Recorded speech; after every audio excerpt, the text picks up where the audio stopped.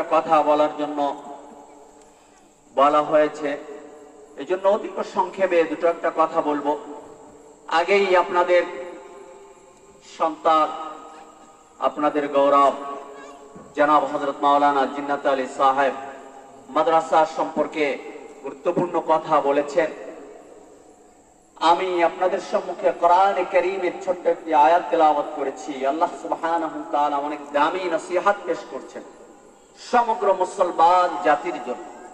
আল্লাহ তাআলা বলছেন, হে দুনিয়ার মুসলমান জাতিরা, তোমরা শুনে রাখো, ইন্নাল্লাযীনা ক্বালু রাব্বুনাল্লাহ, যারা স্বীকার করেছো যে আল্লাহ আমার রব, ثم استقاموا تتنزل عليهم الملائكة, এরপরে এই কথার উপরে যারা অটল থাকছে, আল্লাহকে রব বলে স্বীকার করছো, এরপরে যারা এই কথার উপরে অটল থাকছে, তাদের জন্য আল্লাহ সুবহানাহু ওয়া তাআলা অনেক সুন্দর সুসংবাদ সামনে জানাই দিতেছেন।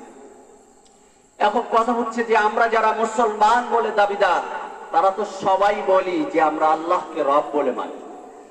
আল্লাহ তাআলা দুটো কথা বলছেন, রব বলে মানা এবং তার উপরে অটল থাকা।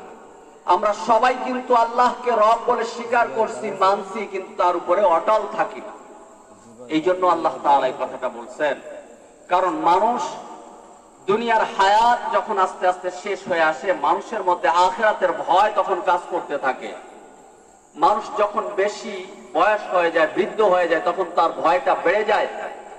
এটা আমরা দুনিয়ায় সবাইকে দেখি। যত বড়ই দুঃখিত লোক হোক, যখন বৃদ্ধ হয়ে যায় তখন আস্তে আস্তে তার মাথায় টুপি ওঠে, মসজিদে যায়, নামাজ পড়ে, দুটো ভালো কথা বলে, কারণ তার ভিতরে তখন মৃত্যুর ভয় আসে।